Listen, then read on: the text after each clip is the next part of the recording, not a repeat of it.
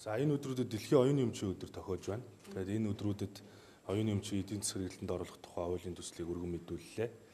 Тэгээд оюуны өмч гэдэг ойлголт бол 1963 оноос хойш бол манай улсад нэлээдгүй одоо цар хүрээтэйгээр ойлгогдоод бараг 4600 гаруй патент, за одоо 100000 гаруй бараг барааны тэмдэг гэдэг маш олон одоо барааны тэмдэг, ашигтай загвар, бүтээгдэхүүний загвар за тэгээд бүртгэгдэж бол ихэлсэн. Тэгээд энэ хэдийгээр бүртгэгддэг ч гэсэн зөвхөр бүртгэгдээд өнгөрдөг болохоос биш энэ оюуны өмчүүдийг бүртгэснээрээ цаашаа эдийн засгийн хэрэглэлтэнд оруулах ийм үйл ажиллагаанууд бол огт хийгдэж байгаа. Тэгэхээр манайх эдийн засгаа солонгоруулна гэж ярьдаг. Гэтэл одоо манай одоо улсын эдийн засаг маань солонгороход энэ оюуны өмчийг эдийн засгийн хэрэглэлтэнд оруулах бол хамгийн их чухал байна. Нэгсэндээ бол бид нэр эрдэмтдийнхаа шинэ бүтээлүүдийг одоо бүртгэж авчаад тэгээд түүнийг нь яг эдийн засгийн хэрэглэлтэнд оруулах буюу мөнгө олгох, аж үйлдвэрлэлд нэвтрүүлэх үйл ажиллагаа огт хийдэггүй. Тэгээд одоо маш олон шилдэг сайхан санаануудыг бид нэр бүртгэж аваад л ингээд нэг хадгалаад байдаг л ийм л болцсон. Тэгээд оюуны өмчийн байгууллага ч гэсэн өнөөдрийг хүртэл бид нэр нэг бүртгэдэг байгууллага юм байна гэж ойлгож эхэлсэн. Уг нь бол энэ бүртгэдэг биш, эн чинь өөрөө энэ оюуны өмчийг бүртгэж аваад эдийн засгийн хэрэглэлтэнд оруулаад ажлын байрыг нэмэгдүүлээд тэр нөгөө нэмэн үртгийг нь эх орондоо үлдээх, технологийн агуулгын шингээсэн бүтээгдэхүүнүүдийг эх орондоо үйлдвэрлэх гээд олон одоо ийм давуу талууд гарч ирж штэ. Тэгэхээр энийг бид нэр хийж чадаагүй. Тэгэхээр энэ оюуны өмчийг эдийн засгийн хэрэглэлтэнд оруулах тухай хууль бол 5 бүлэгтэй. Тэгэхээр энэ хуулинд бол оюуны өмчийн байгууллагын статусыг илүү тодорхой болгож өгч байгаа. Тэгэхгүй бол гадаадаас гэхтэл маш олон бизнесүүд одоо франчайзинг гэрээгээр хүртэл ороод ирдэг. Тэгээ бид нар оюуны өмчийг хамгаалж чадахгүй байдаг. Тэгээ ингээд тухайн компани нэр хүндэд алдчихдаг. Хоёрт бол бид нар оюуны өмчийн зуучлалын үйл ажиллагааг энд оруулж өгч байгаа. Нэгсэндээ бол шин санаа гаргацсан одоо тэр бүтээгдэхүүний загвартай нэг одоо зохион бүтээгч байна. Тэгээд энд нь бол одоо нөгөө тэнд зуучлалын үйл ажиллагаа эрхэлт хийсэн хүмүүс гарч ирэх хэвээр. Нэгсэндээ түүнийг нь аваад хөрөнгө оруулагч нар олоод тэнд нь хөрөнгө оруулалт олоод тэгээд дундаас нь ашиг хүртээд тэгээд нөгөө загвар нөгөө бүтээгдэхүүний загварыг зохион бүтээсэн хүнд нь мөн одоо тэр хөрөнгө оруулсан хүнд нь аль алинд нь ашиг орлогыг нь хуваарлдаг ийм зуучлалыг бий болгох ёстой.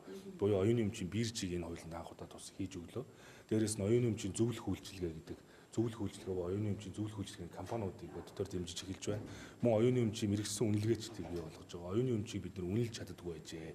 Тэгэхээр өнөөдөр оюуны өмчийн мэрэгсэн үнэлгээчд бий болсноор зохиогч эрхийн гэрчлэгэн дээр гэхэд уран бүтээлчид шинэ одоо нэг дуу гаргалаа гэхэд тэр хөгжмийн зохиолыг нь бодиттой мөнгөн дүнгээр үнэлнэ.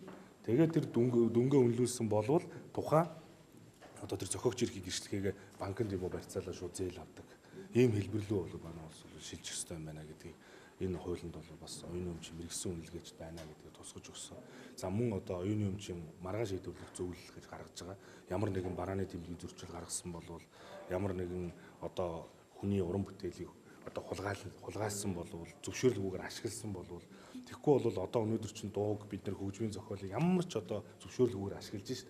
Ийм байгаа тохиолдолд маргааш шийдвэрлэх зөвлөл рүү шууд ханддаг. Маргааш шийдвэрлэх зөвлөл нь асуудлыг шийддэг.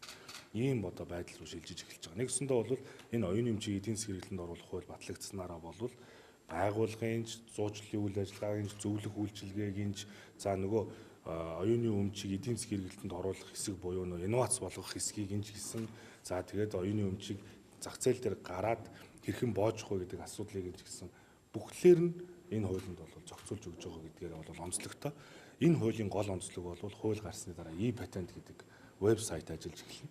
Ингээ e-патент гэдэг сайт ажиллаж эхэлснээр хүн шин барааны тэмдэг бүртгүүллээ гэхэд түүнийг нь QR кодоор нь бүртгээд тэгээд энэ одоо e-патентээр байршуулахад энэ орчин үеийн тэр блокчейн гэдэг байгаа технологи дээр суурилсан юм платформ хийж байна. Тэгэхээр давхцал үүсэхгүй гэсэн үг. Дахиж одоо түүнтэй адилхан барааны тэмдэг бүртгэхгүй, дахиж түүнтэй адилхан бүтээгдэхүүний загвар гаргахгүй, түүнтэй адилхан хөгжмийн зохиол бичигдэхгүй. Ягаад бол энэ давхцаад байна гэдэг. Ингээд тийм арилжаа болох e-патент дээр бол би өнөөдөр өөрийнхөө энэ барааны тэмдгийг тэдэнд төгрөгөөр борлууллаа гэд одоо жишээ нь яг одоо арилжаа үүсч болох байхгүй. Тэгэхэд нөгөө тал нь шууд энийг би худалдаж авъя гэх юм бол тэр нь шууд автоматар шилжээд тэр мөнгөн дүн нь өөрийнх нь банкны карт руу шилждэг. Тэгээд ийм маш хурдан хугацаанд ингэ шилжилтүүд хийгддэг ийм арилжааг бол бий болгож байгаа. Ингэснээр бол манай хооч үе болоод залуучууд бол ерөөсөө ямар ойлголт болох вэ? Би шин санаа сэтгүүл сайхан амьдрах юм байна.